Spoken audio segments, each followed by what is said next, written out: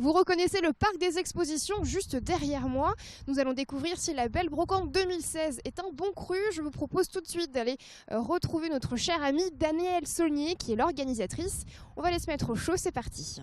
Bon alors avant de retrouver Danielle Saulnier, je vous propose de faire un petit tour sur les stands donc de la Belle Brocante du Parc des Expositions. Juste derrière vous, j'ai trouvé un stand très intéressant, bien qu'il le soit tous, sur les luminaires. Un stand donc tout en lumière. Pardon. Bonjour madame. Bonjour. Quel est votre prénom? Jocelyne. Enchantée, moi c'est Mylène. Enchantée. Vous avez un joli stand tout en lumière, je le disais. Oui, ça c'est notre spécialité, la lustrerie. La lustrerie, très bien. Tout à fait. Je fais attention parce que comme je suis un peu grande, j'ai peur de...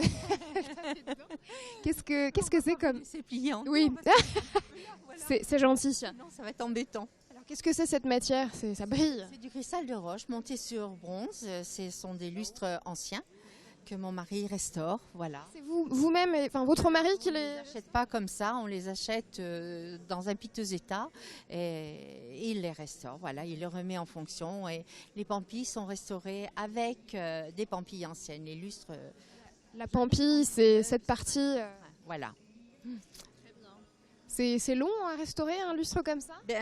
En principe, ça donne une bonne huitaine de jours parce qu'on les démonte complètement. Il les démonte complètement. Il les nettoie. Le bronze est nettoyé, poli. Tous les fils sont refaits pour les attaches des pampilles. Enfin, c'est Nettoyer après le cristal de verre. voilà, tout le bronze est nettoyé. Oui, c'est wow. C'est très méticuleux. Est-ce que je peux me permettre de vous demander le prix d'un luminaire comme celui-ci? De 800 €, des fois moins, jusqu'à, ça peut aller jusqu'à 3000, 4000, 5000, suivant.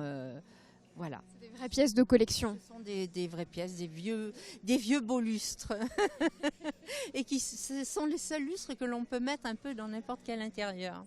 Oui. Ça peut se marier avec plusieurs... Voilà, on en a fait à Bordeaux, on en a posé un dans un bel appartement à Bordeaux et on l'a mis dans un coin et c'était un grand montgolfière.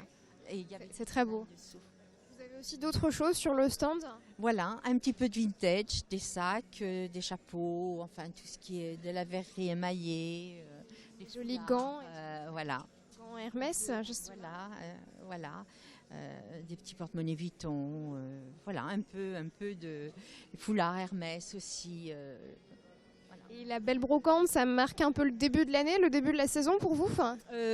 Disons qu'il y en a 3 brocantes dans l'année. Il y a le 11 novembre, il y a le mois de janvier, juste après les fêtes, et puis il y en aura une autre, les puces de printemps, voilà, à la fin du mois de février. Vous allez revenir alors? Et je suis là depuis 17 ans. Fidèle. Rien que ça. Avant c'était 4 fois dans l'année, maintenant c'est 3 fois. On reste plus longtemps peut-être? Oui, pas forcément, mais c'est une brocante qui est très très agréable. On profite tout autant. Voilà, tout à fait. Et puis l'organisatrice, Madame Saulnier, c'est une merveille. On l'adore nous aussi. Voilà. Merci beaucoup en tout cas. Je vous en prie. À bientôt. À bientôt, ça sera avec plaisir. Également. Alors, évidemment, les lustres pour mettre dans la salle à manger, c'est très joli, mais je vous conseillerais aussi de mettre des meubles, ce serait quand même mieux, ça ferait moins vide. Et pour cela, on va aller juste derrière, voir donc un autre stand qui vous propose des jolis meubles, vous allez voir. Alors, venez avec moi. Ça vous permettra de voir un petit peu ce qui se passe aux alentours aussi. Parce qu'il y en a plein des stands, et on n'a pas le temps de tous les voir. Alors voilà, c'est ce stand-là qu'on va aller voir. Bonjour madame. Il vient de partir votre petit mari. Bon, on va l'attendre, c'est pas grave. C'est quoi votre prénom vous? Moi c'est Fabienne. Enchantée. Alors Fabienne, est-ce que vous pourriez nous présenter un petit peu quand même les meubles que vous avez ici? Il y a un peu de tout, il y a buffet Louis XV, armoire Louis XV, fauteuil cuir, club, petit bureau, il y a un peu de tout. Voilà. J'ai remarqué aussi ce meuble derrière. J'ai eu un petit cours sur les antiquités récemment. J'ai peur de dire une bêtise, mais est-ce que c'est la Marguerite juste en haut là qui montre que c'est un meuble sartois? Celui-ci, non, c'est un buffet du Val d'Oire. Ah d'accord, bon bah mauvaise pioche. C'est pas grave. Faut que je me perfectionne encore. Souvent, vous avez des petites rosaces comme ça. Nous, on est du Berry. Vous avez aussi la petite rosace comme ça. Dans chaque région, il y a un peu... Voilà. Chaque région a sa rosace. Ouais. Voilà, exactement. Il m'interpelle pas mal le petit meuble à côté, là, il est original. Ouais. Alors, c'est style art déco. Ça fait penser aux meubles de bateau un peu à rond. Oui, tout à fait. C'est original, ça. C'est un chiffonnier. D'accord. Vous avez aussi un magnifique bateau juste là. Oui. C'est de la déco ça ou vous le vendez aussi? On le vend, mais c'est neuf à vrai dire. Hein. On va le voir de plus près. C'est un peu Il est beau. décoration, mais on le vend aussi. Hein, voilà. C'est du bois ça? Oui, tout en bois. Oui, oui, oui, oui. Oui, oui. Petit photo. Je vais le voir de plus près quand même parce que il est loin et je le trouve magnifique. Ah, il y a même le petit volant. Vous avez pensé à tout. C'est une petite maquette, hein, c'est voilà. Avec un joli meuble comme celui-ci, c'est un meuble d'époque celui-là? Ah non, non, non, ça c'est un meuble qui a été refait dans du vieux bois. D'accord. C'est pas un meuble ancien. C'est du bois ancien, mais ce n'est pas un meuble ancien. Ça porte un nom les poignées de cette manière-là? Non, pas spécialement. Non, non, non, non. Non, non. Mais ça plaît beaucoup parce que c'est un bois brut, voilà. C'est très beau. Et vous venez d'où au fait? De Vatan, à côté de Châteauroux, dans l'Indre. Ah d'accord. Et Ouais. pourquoi venir ici faire la belle brocante? Plus de 20 ans qu'on vient. Oh là là, il y a longtemps. Ça fait 35 ans qu'on est installé, donc voilà. En effet, c'est la coutume en fait de venir ici. C'est incontournable pour vous? Au mois de novembre, au mois de janvier, et il y en a une autre au mois de février aussi. Ouais, c'est ça, voilà. 3 rendez-vous dans l'année, donc à ne pas manquer. Voilà, c'est ça. D'accord, eh bien merci beaucoup Fabienne. Vous passerez le bonjour à votre petit mari quand vous le verrez. Et il se promène, voilà. Eh bien nous aussi on va aller se promener. Merci encore Fabienne. On va aller se promener du côté de la coutellerie. C'est juste là-bas. À tout de suite. Et on retrouve Sylviane. Bonjour Sylviane. Bonjour. Donc tous ces magnifiques coteaux sont à vous. Absolument. Vous avez une coutellerie à Thiers, c'est bien ça? Non, en fait, on a racheté le stock d'une ancienne coutellerie de Thiers qui a fermé à peu près dans les années 50. Dans cette coutellerie, j'ai récupéré des stocks de manches, de lames et de viroles. Je remets tout en état, ce qui est un très gros travail. Et avec ces matériaux anciens, je refais des assemblages, mais en mettant des lames orfèvres qui ne rouillent pas. Les lames anciennes étaient en acier fondu, qui rouillaient, c'était une galère. Au moins là, ce sont des lames qui ne rouillent pas, mais pas de la vaisselle, parce que c'est essentiellement de l'ébène, de la corne, de l'ivoirine. Ça reste des matières précieuses. Voilà, tout à fait. Et donc elle est où maintenant votre coutellerie? On n'a pas de coutellerie, on travaille que sur les brocantes professionnelles. C'est-à-dire qu'on se partage entre la Normandie, Paris et la Côte d'Azur. Ah, vous voyagez? On bouge, on bouge. C'est-à-dire que de avril jusqu'à fin octobre, on est sur la Côte d'Azur, entre Grimoux, c'est-à-dire Saint-Trope, et Cannes. Après, on remonte jusqu'en donc décembre, janvier, février, mars. On fait des brocantes sur Deauville, Honfleur, et sur Paris, au Puce de Vanves, tous les week-ends. Et au Mans? Et exceptionnellement, on est sur le Mans aujourd'hui. Et c'est la première fois. C'est la première fois. Ah ben bienvenue alors. C'est gentil à vous. Donc votre petit mari que j'ai vu juste avant vous tout à l'heure me disait que chaque pièce, en fait, chaque couteau était unique. Ben voilà, c'est selon mon inspiration du moment. Ce qui me prend beaucoup de temps, en fait, c'est de trouver des assemblages qui me plaisent. Oui. Ensuite, c'est du travail manuel, c'est pas le plus compliqué. Ce qui prend beaucoup de temps, c'est de trouver des assemblages qui me paraissent, qui me plaisent. Vous assemblez en fait, donc là c'est le manche. Caisse de manche donc, qui dorment dans les journalières depuis plus de 50 ans. Je renettoie, je mets. Et ensuite, j'essaye de trouver des assemblages en culot, en virole, qui tiennent la route. Et après, en fonction de la virole, je trouve des lames. C'est-à-dire que le coutelier qui fournissait ces lames fournissait quand même des lames chez Christophe.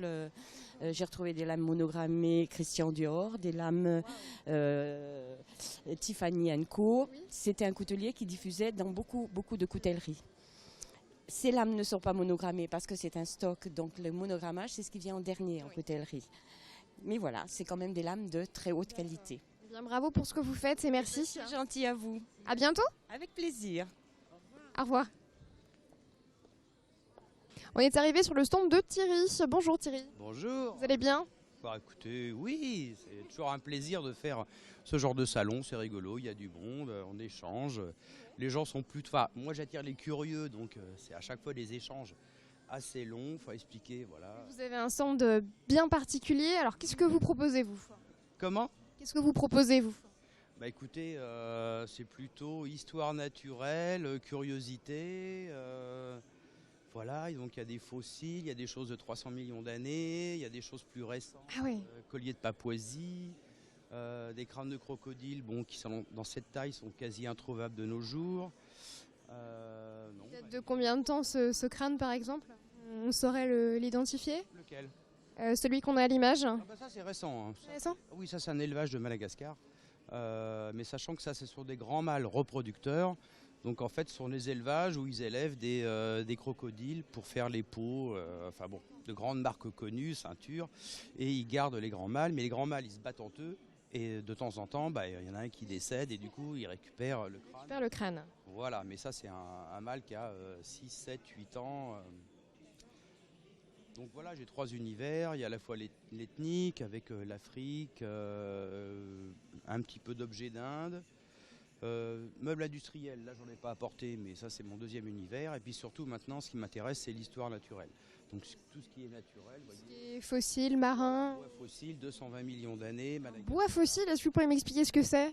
Bah écoutez, c'est des troncs qui sont retrouvés, qui ont été ensevelis très vite par de la boue ou de la cendre il y a 220 millions d'années. Et chaque molécule du bois qui était au début du carbone et tout a été remplacée par de la silice. Et vous voyez, pour avoir une tranche aussi fine que ça, la couper sans qu'elle explose, c'est que vraiment la fossilisation est parfaite, quoi. C'est impressionnant, hein. Un bois qui se fossilise, je savais même pas que c'était possible. Bah si, 220 millions d'années. Après, vous avez du carcharodon, vous avez la foudre dans le désert quand elle frappe une dune. Voilà. En fait, ça fait fondre la silice, enfin le sable, donc ça donne de la silice, donc c'est du verre naturel.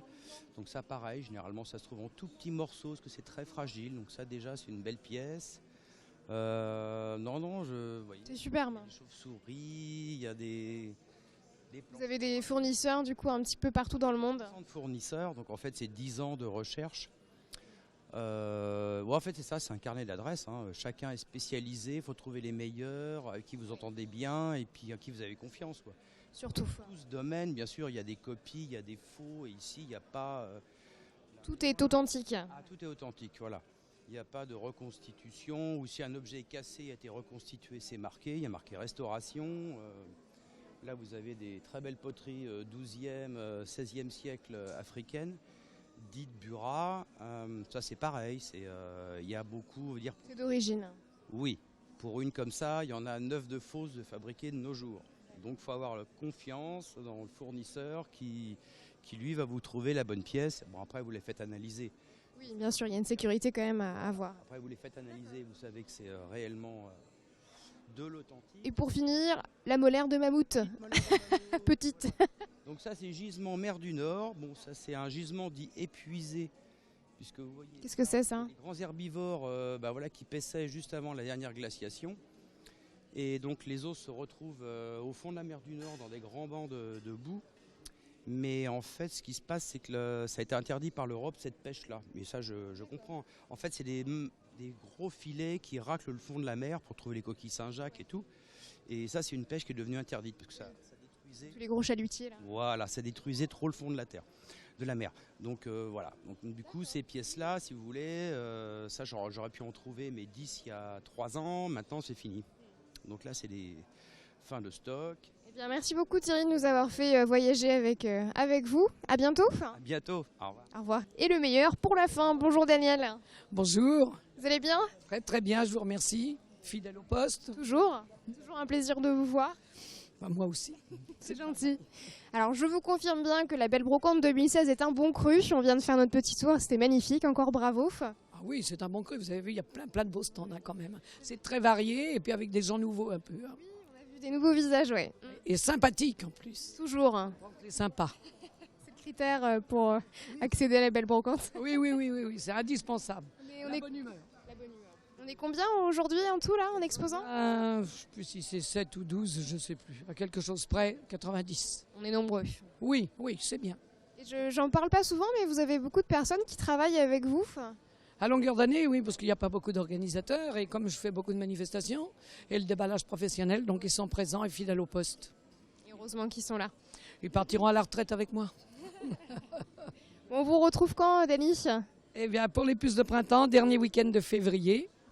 Hein, donc 27 et 28. Voilà. C'est noté. Ah, vous avez un petit coup de fil, on va vous laisser répondre. Bien. Merci beaucoup. À bientôt. À bientôt. Merci À de bientôt. nous avoir accueillis. Au revoir. Allez, c'est pas fini pour nous. Maintenant, je vous reprends avec moi. Direction. On va où déjà, Sam? J'ai un petit trou de mémoire là. Ah, on va au Carré Plantagenet. Exposition avec des masques. Allez, c'est parti.